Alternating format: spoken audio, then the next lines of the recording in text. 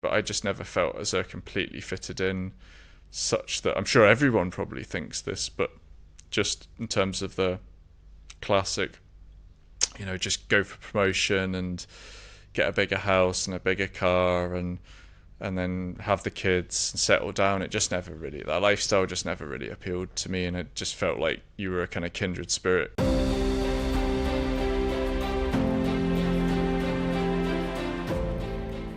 Hey, it's Chris here from Adventure Solos, where we help people in their 30s, 40s and 50s to rediscover themselves and meet new people.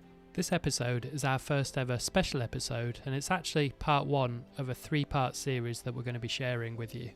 In this first part, we're going to be touching on the two main topics of what are Adventure Solos events and what is the Life Changes podcast.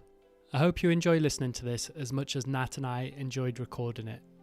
Oh, and before we forget, please also consider supporting us with a monthly pledge over on Patreon. You can find the details of that in the show notes below. And remember, if you'd like to find out more about Adventure Solos events, visit adventuresolos.com. That's adventuresolos.com, where you're very welcome to stay in touch by joining the mailing list. So adventuresolos.com and enter your details to sign up to the mailing list.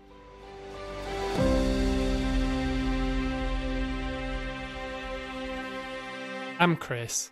I run a company called Adventure Solos, and this is the Life Changes podcast by Adventure Solos. And I am very pleased to be joined by my brand new co-host, who is Nat. And so, Nat, over to you. Yep, thanks for introducing me, Chris. Well done. That was our, 7th attempt at introducing me, so we're doing well there. No, it's not really. It's great to be on the podcast. I think what we're doing today, we're just having a general kind of catch-up podcast to discuss. I think it's just a bit of a chat. I guess it's partly to just talk about where we kind of see the life-changing podcast might go, but also just to say a bit about who we are, what makes us tick, and just make us a bit more human, really. So we can try, can't we? Yeah, we can try.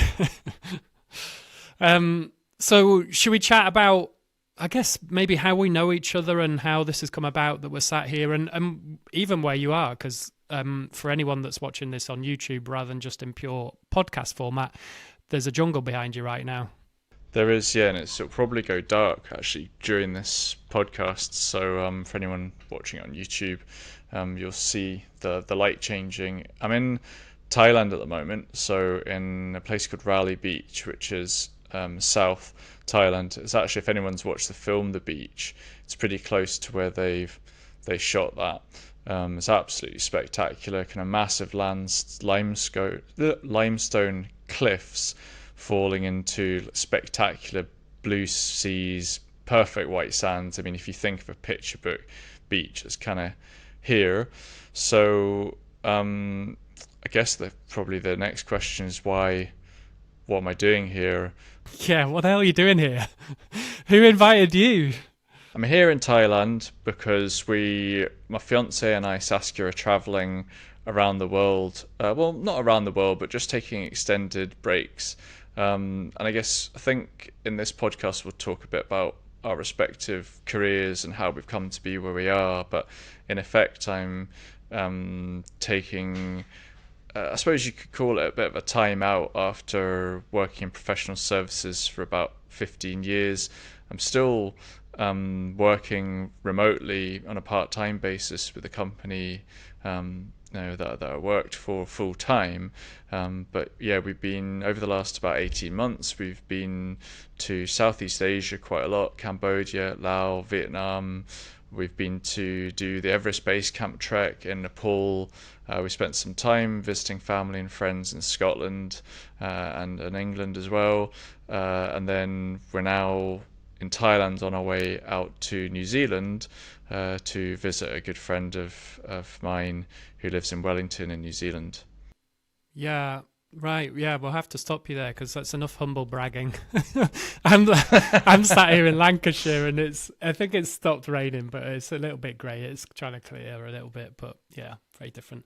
I won't mention the 32 degrees sunshine then. Yeah, thanks. That'd be appreciated. I guess you touched on then about your sort of, I guess, having a break from the corporate world or whatever words you want to use for that. But we know each other through the corporate world, really going back. I want to guesstimate 15 years. Must be about 15, yeah, around that. Yeah, I'd say so. Yeah, 14, 15 years, I think. So I moved up, we met in Glasgow, and I moved up to Glasgow in 2008 because it was about June, July, because I'd started working for a bank up there, and I remember I was sort of weeks in. I wasn't months in, I don't think. Or maybe I was a couple of months in. Because it was at the September 2008. I just spent 2 days solid basically refreshing I think it was the This Is Money website, but refreshing the share price of Bank of Scotland and RBS, I think it was, and just thinking like, this is massive, this is monumental, but not knowing what it meant. And I think it took us all quite a bit of time to figure out what that was going to look like. So yeah, I moved up then, and I feel like I met you within about 12 months maybe. Sounds about right, yeah. You were working in a banking career, weren't you, at the time, commercial banking, and I was working for I guess you'd call it a service provider to the bank that you were working at, and we met. We weren't actually working together, but we met sort of through work, and then we did a lot of things together at that point of our lives for a couple of years. We were doing Munroing. So for anyone who doesn't know what Munroing is, it's where you go up mountains in Scotland that are over 3,000 foot, and there's something like 284 of them. Someone will correct me on that, but something of that order, I think. And it's quite a hobby that people go and what's called bag them by going up them. So Chris, you were an outdoor enthusiast at the time and wanting to do more of that, weren't you? Yeah, and sorry, I'm just delayed because I was Googling it. How many Munros are there? According to Google, 282, so you're pretty close. I've always sort of been outdoorsy, but I guess one thing to just throw in there, do you remember when we met? Because I do. No, I'm heartbroken. Not mine. So we were... love at first sight. I can remember where the bar was. It was down in Merchant City in Glasgow. It was some night out. It might have even been those Treble Clef Award things. But yeah, I do remember meeting you there. Didn't know we'd still be speaking 14, 15 years on, but here we are. No, that's right. Does that ring any bells or still not? It does. I didn't realise that would have been the first time we met. I've just thought we're trying to be cool, I guess, with those contrarian red dinner jacket or bow ties, should I say? Bow tie and cummerbund. That rings a bell now. Okay. I don't think I had a cummerbund. No, I think I did. Never been a fan of those. Slightly. I mean, fashion's not my strong point, but... That's true. Luckily it is for me. That's beyond me. Yeah, exactly.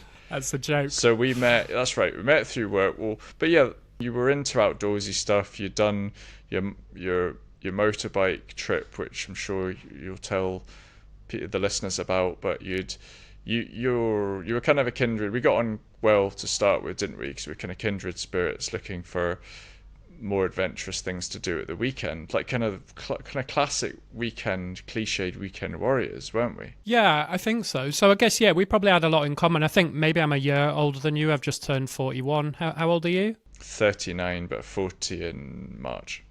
Yeah, okay, so maybe 18 months. But we're a similar age. We both happen to be English, living in Glasgow. Yeah, both into the outdoors. Probably both single at the time. And then our bosses knew each other. Really, that's how... we never directly worked together, did we? But our companies were both working together. Yeah, that's right. And then we ended up going out for quite a few nights out, didn't we? And I was involved in an organisation called Glasgow Young Professionals, and we ran events for, unsurprisingly, young professionals in the city of Glasgow. And then you came to quite a few of those events, I think, didn't you, over the years?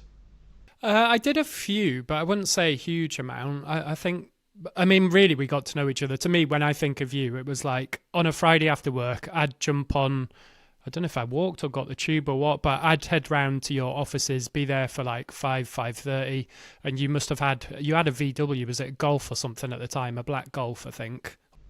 That's a polo, yeah. To me, it'd be like 5:30 in Glasgow, would be chucking our bags in the car and heading up north in Scotland and doing something outdoorsy. I guess the friendship developed from there. You also came on. I like to think I was your first leader. Like, I inspired you. I should be giving me a lot of credit for Adventure Solos, because I used to run a bothy trip. Actually, it started out as a camping trip annually with some friends of mine from the Isle of Iona and other university friends. And we used to go every year and do a trip up in places like Assynt. We went to Rum one year, lots of different pretty remote places in Scotland. And then we discovered bothies, and we just fell in love with them and ended up doing that. It's kind of petered out over the last few years because kids and other commitments have come along, but hopefully we'll get it up off the ground again. But you came to those for a couple of years, didn't you? I did 2 of them, I think. And by the way, you should explain what a bothy is. It's like a mountain refuge or hut. I've since been to the continent, and I suppose the closest over on the continent in the Alps and things, they're called refuges, or in Italy they're called refugios. They're basically a mountain hut, very basic, no running water, just usually a stove or a fireplace, but great fun because you can go in and light a fire, get nice and warm after a long day, maybe out and walking in the mountains. And the tradition is take a bottle of whiskey and sit around and have the whiskeys. We sort of took the piss a little bit and ended up taking three crates of Tennants, and I mean, we still tried to be respectful for anyone else. I remember one time we were sitting having our tinnies and beers, that is, and about 8 Dutch folk turned up out of the wind and the rain at about 8 o'clock at night in the dark, and we had enough beer to give them all a beer each, and we had the fire going. So it's very sociable. That's the point. Anyone can turn up to them. They're completely free, and you can just sit there and have a chat with whoever comes through the door and meet some interesting characters. Yeah, that's it. It's a very rustic, very basic, as you say, sort of cold, generally stone buildings. Most of them, like I think 90% are maintained by the Mountain Bothy Association in Scotland. So yeah, as you say, you can't book it or anything like that. Don't be thinking like Airbnb or anything. It's just rock up and bring your sleeping bag and stuff, isn't it? And like you say, maybe a bottle. And I was a member of the NBA for quite a few years, and there's certainly no Wi-Fi. Because I remember one year I said to a work colleague, said, look, I mean, the best thing about it, to be honest with you, was there was no mobile phone reception in most of these places. Certainly for the first 5 years we did it, you'd go and you'd be completely in a black spot. So one of my colleagues, before I said this to her, and we were working on some kind of corporate deal, and she looked at me with panic and said, yeah, but they'll have Wi-Fi, won't they? And I said, no, they don't even have running water or electricity. They don't have Wi-Fi. So, but that was bliss, like being able to go there, and then you never heard. I remember though, I had to in later years I had to finish a property transaction. I was buying a flat, and I had to walk up one of the nearby hills to try and get kind of 2 bars of reception to speak to the lawyer and just give them the all clear, go ahead type thing. But I mean, that was part of the beauty, was being cut off completely from everything. I mean, unfortunately now, with the way that mobile phone reception's gone pretty much everywhere, even the most remote spots have kind of 4G and things, which is great if you want to watch YouTube, but not so great if you want to escape. I guess another thing that takes me back, like you were always good at planning them.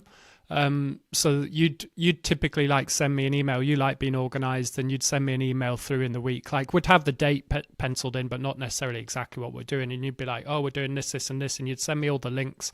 And obviously I wouldn't bother reading them. I'd just be like, well, I know what to take for the outdoors and rock up. So I always remember we were doing one Munro and we'd been up to the top and we were on our way back down. And I was thinking, 45 minutes, half an hour, maybe we'll be getting close to the car. And then you were like, no, we're going up here. I was like, oh, are we? So we'd been up, we were coming partway back down off the summit, I guess, and then we were meant to summit another one. I think we decided not to bother doing it because it was pretty shit weather, but yeah. Arica Alps, I think that was, the cobbler. And I remember there was some older guy who was kind of angling to come up with us on one of the next mountains we were thinking about doing, and then actually I think we'd had enough, hadn't we? Yeah, probably. I think, yeah. Well, we've had some interesting trips anyway, and I guess the story of our friendship, if you will, then. So I can never remember when I left Glasgow. It must be about, I've been here for 5.5 years, 5, 6, 7, 8, 9 years ago. Where are we at? Anyway, I think I was in Glasgow for, let's say, 7 years. So roughly 2015. Could be wrong by a couple of years. I don't know. But let's say we knew each other for 7 years, I think, up in Glasgow. And then we probably didn't see each other maybe whilst I lived in London. So I was down there for about 3 years. Could be wrong. No, we kind of lost touch, actually, in that period. I remember bumping into you on a train where you were going through the turnstiles in Waterloo, I think it was, or somewhere like that. And then I was like, Chris. So we sat next to each other for about 20 minutes on the train, but no, we kind of didn't really keep in touch that well over sort of, I don't know, 3 or 4 years there when you were in London. But then I think you've been really good at then, whilst I've been in the northwest of England, you've been good at, and I think you've sort of carried that torch a bit. So I appreciate that for staying in touch and popping by and stuff. It's been nice to sort of rekindle it after a bit of a lull. Yeah, exactly. Well, I think we'll probably come on to it maybe later on, but you sort of went away and, don't want to say found yourself, that sounds a bit strong, but you went away, didn't you, travelling after London and sort of packed a corporate life in to a certain extent. And then, to be honest, I was kind of, when you did that and you started Adventure Solos, I was, fully behind you and wanted to support you and just thought it was great that you were following your passion.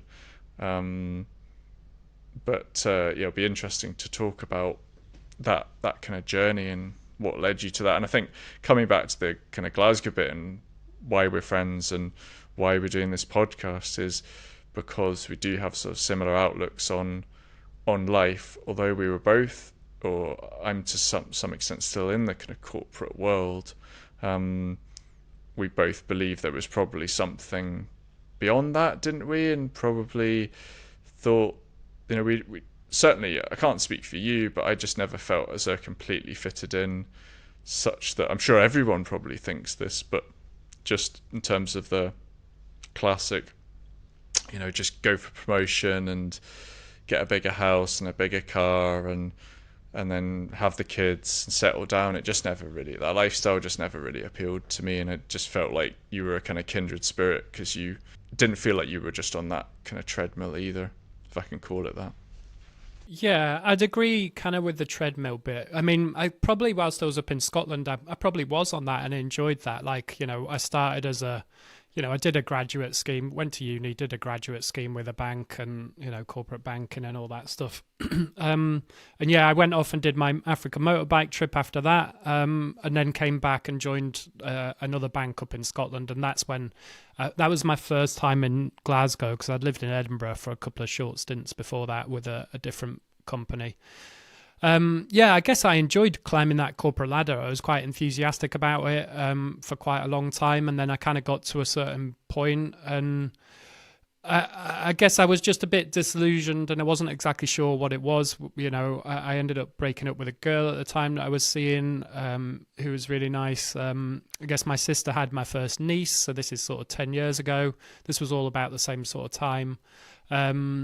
And I'd started to get a little bit fed up with I guess, my work. I think my boss and I had a really close working relationship for quite a long time. It had just been the two of us when we started this sort of business within the bank.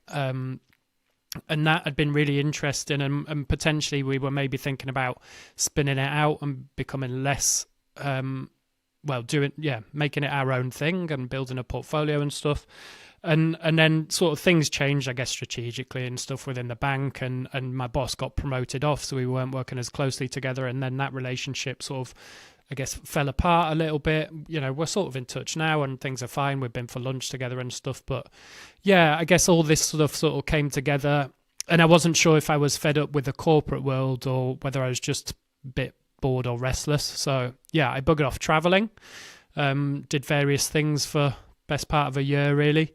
And then ended up sort of landing back in London. I say back in London, I'd only ever had 6 months there, sort of quite a bit before. I felt London wasn't completely my thing. I felt just a little bit too old for it. And also, the thing I was keen to do at weekends is what we'd done in Glasgow, and that is sort of jump on a train out of the city and get into the countryside and do some stuff, or come up and see my niece. And yeah, I guess that probably, the London thing probably always had a time horizon for me. And so, yeah, I guess it sort of happened. It looks like a big transition on the face of things to move from the corporate world to running adventure solos. But I guess I'd always been involved in planning trips, in Scotland with my friends and stuff, canoeing, kayaking, hiking, the West Highland Way, all this sort of stuff.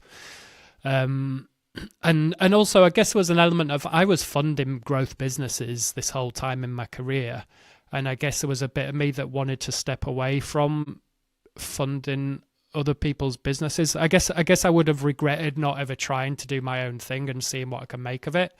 And it's been a bit of a hard slog at times. I started the company, and COVID came along pretty quickly, and that was a pretty rubbish 2 years, and things got a bit off target and stuff. So I'm four and a bit years in now, and it's still not where it needs to be, but it's mine, and I'm passionate about it, and every consequence is mine, good or bad, and I think it'll get there. It's going in the right direction. So it'll be interesting to see where Adventure Solos ends up. Yeah, exactly. And taking you back to the sort of transition between the corporate world and starting your own business, was that something you always had in your head? When did the kernel of the idea come to you? Was it when you went traveling? And I think you did you not do mountain biking in Turkey or something? Yeah, I did a bit of, so there's a company called Nielsen, sort of a sports holidays company, if you will. I worked for them as a mountain bike guide. It was meant to be in Turkey at one point, but ended up being a posting in Greece. So I was in Lesbos. But the timing of that was when I left the bank that I went traveling before I moved to London. So when I left London, and moved up to the northwest, I did have a bit of time off, but I was basically doing the house up. And then kind of that came to an end after I was full time on that. Well, more than full time on that for about 9 months. And then it kind of was just like, I happened to have an operation on my arm, actually. And so I went away and walked the Cape Wrath Trail for 3 weeks whilst that was healing, really. Probably not the most responsible thing to do, but it was a nice adventure. And I kind of got back from that, and the house was pretty much done. And I was like, right, shit, like, what's the plan? I need an income, need to earn a living. Yeah, but you could have gone, that's, well, correct me if I'm wrong, that's not the real reason you did it, because you could have gone back to a corporate job, right? Yeah, I could have, but I think I knew I was done with that world. Or, yeah, I mean, never say never, maybe I'll end up back in it, but... And I can't complain about it, obviously it paid well, but I guess I was in the position, I didn't have kids, I didn't have dependents, so I was in a bit of a position where I could take a chance. I wanted to be in the northwest of England near a family, so I'd bought this place up here. For 6 months I owned this place whilst I was in London, so I was up here every weekend. But yeah, I guess, how did it come about? To be honest, it sort of just evolved. Like, I'd had an idea when I was living in London, and I'd said to my friend, he was sort of born and bred in and around Kendal, and he knows, like, I guess he sort of knows stuff that even people that live in Kendal don't know about the area, like places to go and things to do and bits of history and stuff like that. So I guess I'd kind of been saying to him, half joking but half not, like, what if I try and get people from London whilst I'm living there and almost get them on a train, because there's a train that leaves Euston and goes to Oxenholme Lake District Station, and that's such a good, well, when it works, it's such a good service, like 2.5 hours. I was like, we could sort of bring people up to there. And then he had like a Land Rover at the time, so there was this vague idea of like getting people up from London and out into the Lake District and doing trips. So you're almost fixing like your own need that you were saying earlier, like you couldn't get out of London almost. So this was actually, when you talk about starting a business that solves a pain, that was actually a pain you almost had because you couldn't get out of London to do these things. You thought, well, this is a way of doing it. I don't think I ever saw that. If there were duplicates of me, they wouldn't necessarily be the ones on those trips. I'm sure they would enjoy it, but I guess I sort of felt a bit more confident and independent to do some of those things, and I could like jump on the train. And actually, the person I'm talking about is Noel, who's hosted some of the other episodes. So yeah, I guess I did have that access in a way, but I just thought there's a huge number of people that have never had the opportunity to explore the Lake District, for example, in, I guess, a more intimate way, or to try different activities. And so I guess I saw it as almost helping other people that don't normally do that stuff, that aren't more hardcore adventurers, if we can brand ourselves as that, to get involved in this stuff.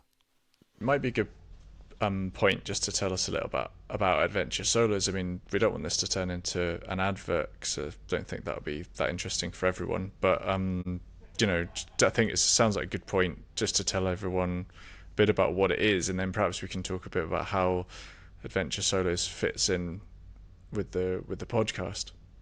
So Adventure Solos, I guess in a way, I feel it's always evolving a little bit, but it is primarily I'm now getting back, because COVID did take me off track a bit, so we're getting back to what it's really meant to be all about at the beginning, which is adventure weekends in the UK. And essentially what happens is people book on by themselves, so you don't need to have another half that wants to do these things. Maybe they're not into it, or maybe you're single or solo or whatever the reason, but it's for people booking on by themselves who aren't particularly outdoorsy people that want to try something different. I do have sort of an age guide on it, which is people in their 30s, 40s and 50s. And I think that just helps bring people of similar, I guess, life experience together. And really what we do, so sort of a typical weekend, we'll have accommodation booked for the Friday and the Saturday night. People will rock up after work, so it's fairly flexible with arrival time, but the sort of formal or official start is 7 p.m, but people rock up between, let's say, 6 and 9. And really, we have, well, that night we'll have a bit of food and maybe a couple of drinks, maybe play a few games. Everyone starts to get to know each other. We have accommodation that night, full day of activities on the Saturday, and the activities really vary by each different weekend that we offer. But you might have things like paddleboarding or abseiling or climbing or canoeing, just hiking for some of them. So all these different activities we can pick from. So full day Saturday, a half day of activities on the Sunday. Quite often go to a pub on the Saturday night and have a meal together as a group. So really, in a way, people are deciding what activities appeals to them when they book onto an event. But really, I'd say you might book on for the activities, but what is the best bit of the weekend is meeting the other people who are there for all the same reasons, like-minded people that are, everyone's in the same boat. There's no couples, there's no families. So it's just it's incredible to see how quickly everyone bonds and gels and goes away with sort of, you feel like you've known, you know these people better than you know your colleagues that you've worked with for years, and maybe even some stuff that people's families and that don't know. Everyone's just a blank sort of canvas, and stuff comes spilling out, and I think it's just a really sort of healthy weekend. It's I came on one of the events that I think you stopped running it now, possibly the East Highland Way event, and I mean, I'm probably not your typical customer, am I?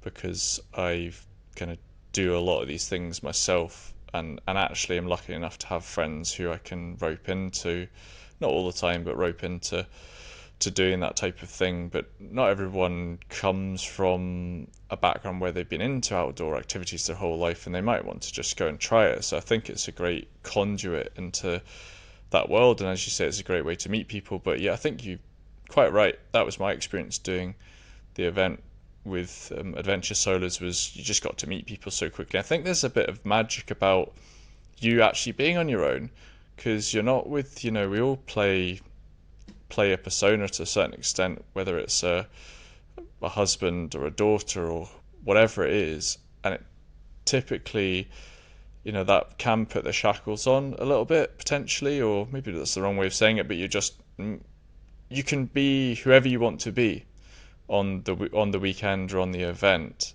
and that's sort of liberating to some extent. I think certainly people on the event that I was on, as much as anything, it was a time to sort of decompress and just have a bit of time to themselves. People. There might be, say, a group of 10 people. 5 people might be chatting and playing a game whilst you walked along.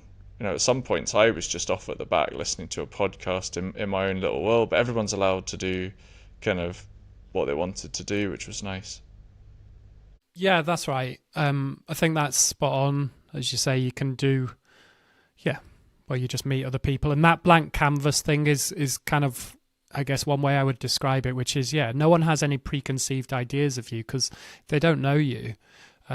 So, it's just everyone being in the same boat seems to work so well, and those connections are made very quickly, which is nice. And I guess the other thing to mention, maybe, you're right, I'm not running the East Highland Way event anymore. So if it's, I guess the context to that, when COVID came about, obviously for a while I couldn't operate at all, and that was quite tough actually. But a lot of the events that sprung up were sort of a necessity to fit in with some of the COVID rules. So for example, smaller groups, like we had the rule of 6, if you remember that. We couldn't be, so a normal weekend event with Adventure Solos is maybe 15 people getting together under one roof, all from different households, and that wasn't happening obviously. So there became more sort of camping orientated events that popped up. So now they're what I call the expedition events. So there was some brilliant ones in that, like the Canoe Scotland expedition is just an incredible week. So I've still got that, and we're actually going to add on another new canoe event. So there will still be some of these expedition events that are perhaps smaller groups, maybe a little bit more hardcore in terms of there's camping involved and stuff like that, but the core focus really is going to be these weekend events where we've got accommodation, and just take things a bit easier and try different activities. So it's expedition events and weekend events, so just so I can stay on brand here. Yeah, that's it. And I guess the other thing that I dabble in a little bit is day hikes, and that's really just a way for people to get to know me. So yeah, I've only got about 4 of those running per year at the moment, but that's a group of sort of 10 people, and we just do a hill, maybe in the Lake District or the Peak District or something.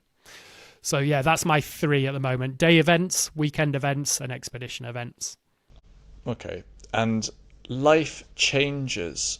Let's talk about the podcast, what it is, who's it for, what's it meant to be about. First thing is the title, Life Changes. It made me think, thinking about this yesterday. It's like that Bob Marley song, No Woman, No Cry. Because I could never figure out whether it's like, no woman, no cry. Is he saying, if you don't have a woman, you won't cry? Or is he saying to the woman, don't cry, woman? I've never been able to work that out. I'm sure someone will know. But is it the same with trying to work out life changes? Is it a statement or is it a question? Anyway, tell us about life changes. I think it's intentionally a bit ambiguous like that, because in a way it's like, in a way it's a statement, but Right. I'd wanted to do a podcast for a long time. I think it's healthy for people to talk, and I think it's just a really great format for sharing. And I love listening to podcasts. I'm a huge podcast fan. My weakness is true crime. I never knew I was into true crime till about 4 or 5 years ago. And there's some brilliant podcasts out there. Red Handed, Seeing Red, and The Teacher's Pet is a series which is by The Australian, which is a classic one. But there's some brilliant true crime, and that's really, I listen, because what I like, you can be outdoors or something and you can be working, like let's say in the garden, or I can be cooking or whatever, and I like to have a podcast on in the background. I wanted to do a podcast for Adventure Solos, and for quite a long time I didn't know what I wanted it to be. I think there's quite a few, and we had this sort of conversation via voice note yesterday, Nat and I, but I think there's quite a few podcasts out there that are adventure based, and they're kind of, let's say, for example, I've been up Mount Kilimanjaro, and we could do an episode on Mount Kilimanjaro, and then you could do one on, Everest Base Camp, and you could do one on Mount Toubkal in Morocco. And I just feel in some ways I think that's been done, and there's some good podcasts out there if you want to listen to those. But I also kind of think if someone's listening to that, let's say someone that comes on Adventure Solos events, they're not normally hardcore adventurers, and that doesn't relate. I think what Adventure Solos is really much more about is sort of the community and the connection and wanting to live a better lifestyle and be more in touch with nature and be a bit more active and to build new friendships and all these sorts of things. And what also happens on events is that it goes back to that blank canvas thing, but people's life stories come spilling out, and I couldn't decide for a long time, I'm still probably in two minds as to whether it was such a sort of safe or neutral environment, whatever the right word is, that people's almost life events came spilling out, or I can't quite decide if that's the case, and that nature's very good for that, and walking because if you're going for a walk, you're not sat down, let's say, in a coffee shop facing someone else and having almost an interview style chat. It's all very relaxed, and there's other stuff going on, and you're not facing each other, staring into each other's eyes. And so I think it's easier to talk. Like, walk and talking is brilliant. It's also like, they're not your friends. They're not friends before you start. They're just kind of a random person, really. And actually there's something, as I say, liberating about that, and people will just tell you stuff that you probably wouldn't even tell your friends and your family, would you?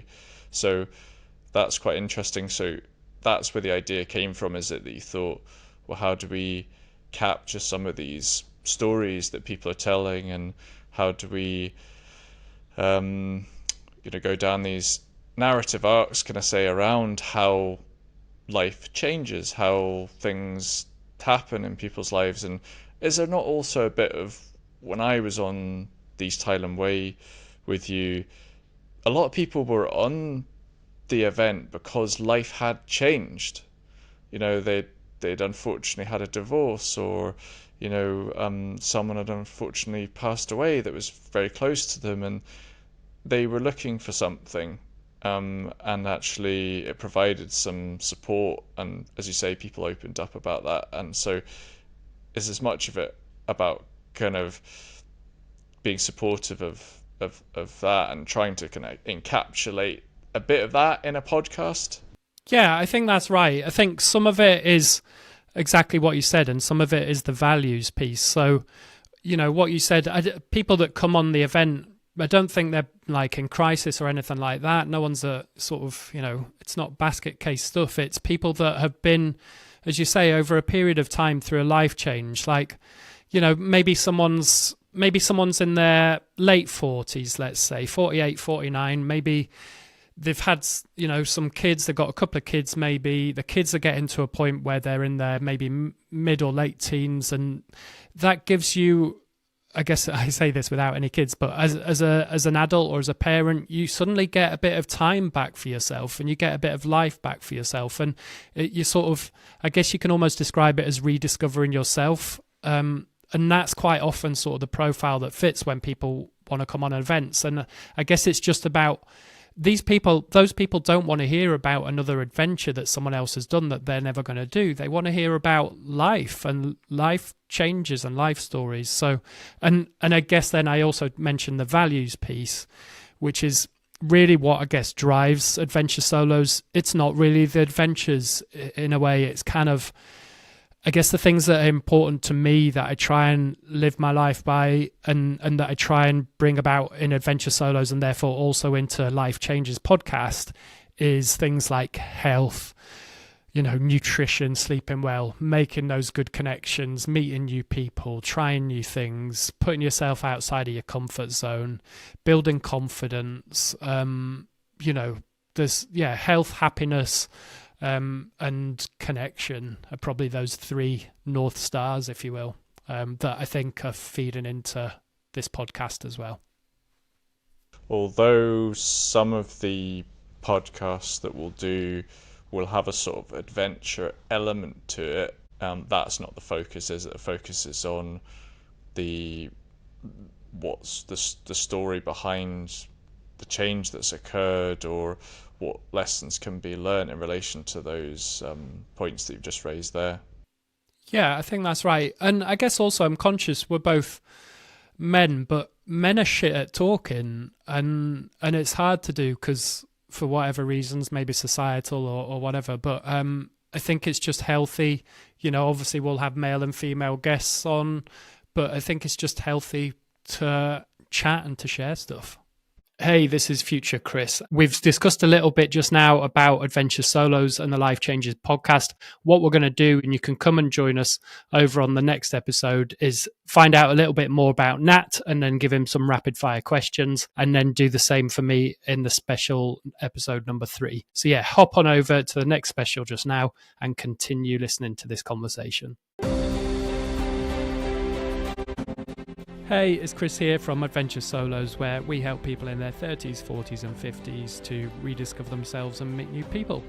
If you'd like to find out more about Adventure Solos events, visit adventuresolos.com. That's adventuresolos.com, where you're very welcome to stay in touch by joining the mailing list. So adventuresolos.com and enter your details to sign up to the mailing list.